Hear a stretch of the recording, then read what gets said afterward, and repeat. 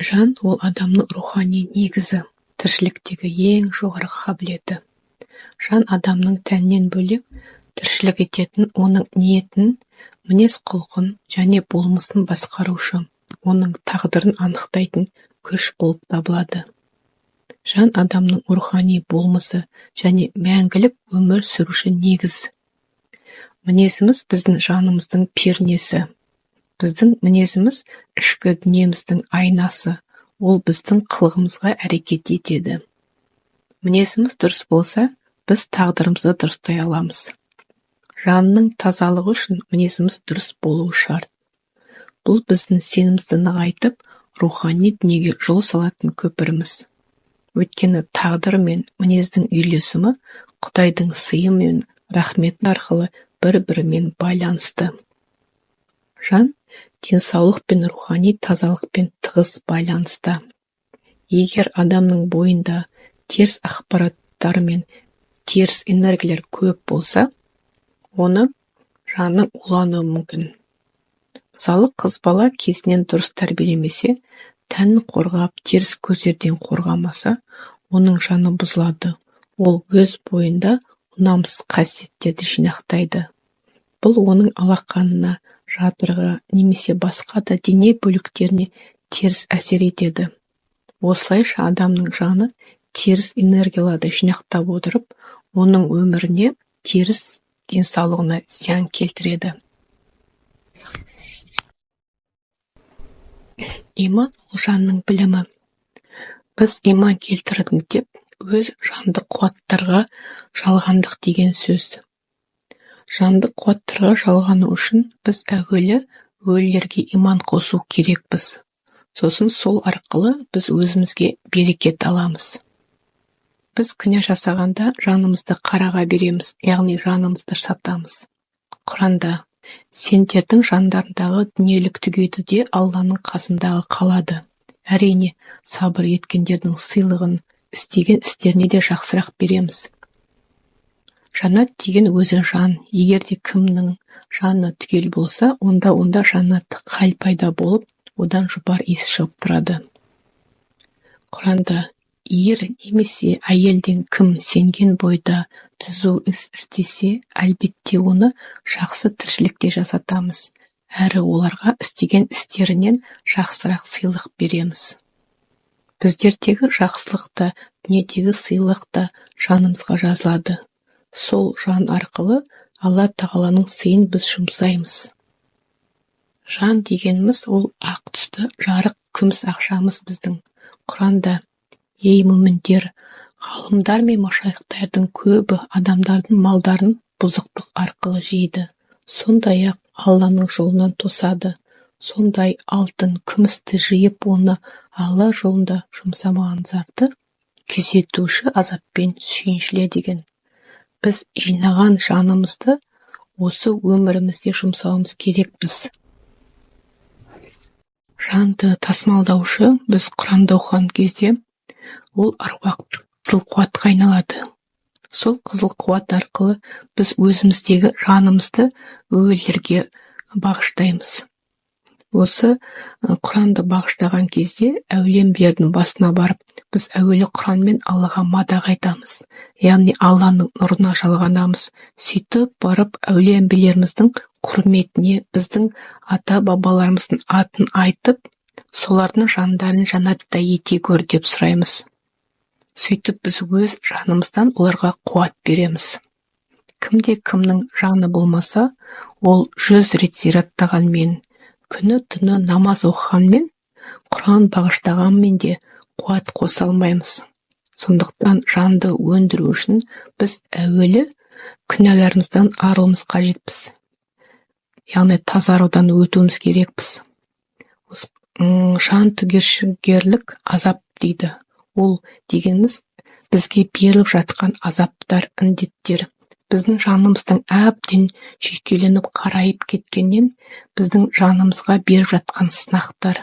Кімде кім жазылып кетсе, сол жандағы жүктерден тазарып жатқандары. Бүкіл ауру жан арқылы ғана емделіп, жан арқылы ғана тазарады. Мен сендерге Құраннан шипа берем деген аят бар. Білім үш түрлі ғылым болып келеді. Бірінші, жанға білім аруақ болып қосылады, яғни қызыл қуаттар болып. Екінші, жанға білім сөзіміз болып қосылады, қызыл тіл, сөйлеу өнерімізбен біз жанды қуаттаймыз. Үшінші, жанға қуат Раббымыздан, білімімізден сары нұрдан қосылады. Құранда күдіксіз Алла мүміндердің жандарын, малдарын жәннаттен айырбастап алады. Олар Алла жолында соғысады, өледі және өлтіріледі. Алла Тағаланың бер жатқан сыйлықтарын садақамен, амалдармен құрбандық шалып, малдың жанын аруақтарға қосамыз. Құрбандық кезінде Құран оқу арқылы тазартқан кезде малдың жаны бөлініп шығып, ол барып ақыреттегі аруақтарымызға қосылады. Біз әулие-әмбиелерге жанымызды қоса алмаймыз. Олар Алланың екі ортадағы қызметшілер, ата-бабаларымыздың тозақтағы жатқандарына дәнекерлер. Ол солар арқылы біз өзіміздің қандай амалымызды өзіміздің ата-бабамызға қосып, оларды тозақтан шығарып, сөйтіп оларды әулие-әмбиелердің артына сапқа тұрғызуға көмектесеміз. Ал әулие-әмбиелер, олар Алланың елшісінің шапағатшылар тобында сапқа тұрушылар болып табылады. Жан адамзатқа жаратушымыздың сыйлаған баға жетпес сыйлығы. Адамзаттың бар жинаған жақсы, жаман, толымды, толымсыз дүниесі, ақыл қазынасы жанда жазылады. Керегі сақталады, өсіп дамып отырады. Жарамсызы отқа өртеліп, тазақ отында тазартылады. Жанның құпия өлшемін Алла Тағала ғана белгілейді. Сондықтан пайғамбарымыз: адамдардың көзінен таса бас нәрсе бар, оларды Алладан басқа ешкім білмейді. Ертең не болатын Алладан басқа беймәлім. Ақырет күні қашан туатын Алла Тағала біледі. Адам қай жерде және қашан өлетінін білмейді. Сондай-ақ қашан жаңбыр жауатынын ешкім білмейді. Осы 4 құпия адам жанында жазылған. 5 қуаттың өзара қарым-қатынасын біз арқау дейміз. Ол денені өрмекшінің ұясы тәрізді айнала қоршап, сыртқы өрмек ет пен терінің арасындағы және ішкі ет пен сүйек арасындағы өрмек болып 3-ке бөлініп, 19 басты ошағы тәнде болса, 19 ошақ жанда тұрады. Енді сол әрбір байланған нүктелермен сансыз көрінбейтін күміс жіптермен жан тоқылып, сауыт болып, баста дулыға, әйелдерде сәукеле түрінде болып көрінеді. Төбесінде, яғни үкі тәрізді болып, байланыс шашағы болады әйелдерде. Бастағы сауыт сансыз уықтармен, қуат керегелермен байланған. Бұл әрине дәрет пен киіммен қорғана білген пенделерде болатын жалпы жан суреті.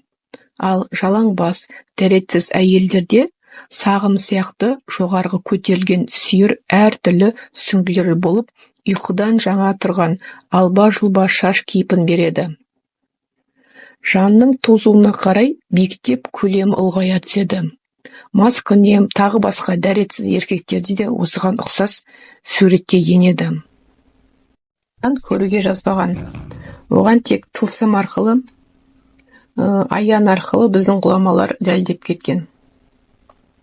Тіршілікте жанның белгілері жан жағымызда көріп жүрміз, бірақ біз оны аңғармаймыз. Адамзат өмір есебінің басты шарты болып, ғайыпты аян арқылы түсін көкейге салу және сан арқылы берілген мағлұматтарды есеп жүйелерін ғылыммен, біліммен салыстырып айқындап және біліммен қоршаған ортамен салыстырып жүйелеу арқылы ғана түсіндіру керек. Жан Алла Тағала тарапынан берілгендіктен қорған сарайы болып мизан жан деп атайды. Ол қызметшілерін қасиеттеп, ренділік ерекше белгілері сол қасиеттердің денемен біртұтас қызметінің жемісі болмақ. Мизан мұнара болып, 4 жақты беті болып, 4 қыры бір төбеде біріксе, жалпы бейнесі осы мойын тұсынан көлденең бүкіл иық және аяқ басымен 4 бұрышты текше болып, 4 жақты қағба бейнесін береді. Бір-бірін қайталап тұратын текшелерден құралып, өрмекшінің ұясындай тоқылады. Өсіруші, дамытушы жан болып, тәнді қалыптастырады. Тәнмен бірге қасиеттерді өсіреді. қуат белгілерімен тығыз байланыста болып, 40 жаста рухтың келуі ұқтап бүкіл белгілерді қалыптастыратын тек бақылау дәрежесіне ие болады. Ойлау, есту, көру дәрежесі толық қалыптасады. Рухтың белгі алып, ақыл мен есті қалыптастыруға аян бере бастайды. Яғни, жоғарғы біліммен байланысқа түсу дәрежесіне ие болады.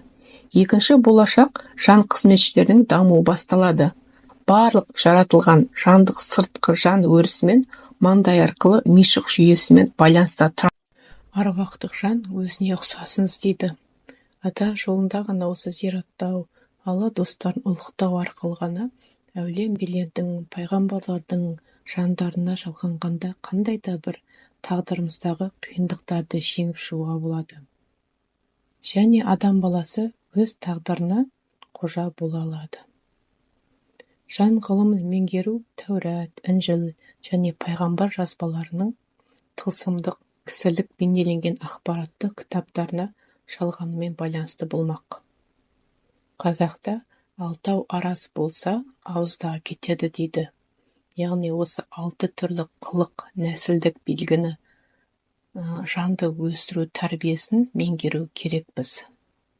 Жанның белгісі адамның арқасында және бетте тұрады. Сондықтан біз адамды арқадан қағуға болмайды. Әйелдің жаны бетінде көрініп тұрады. Яғни жаулығы бар әйелдердің бетінен нұр шашып тұрады.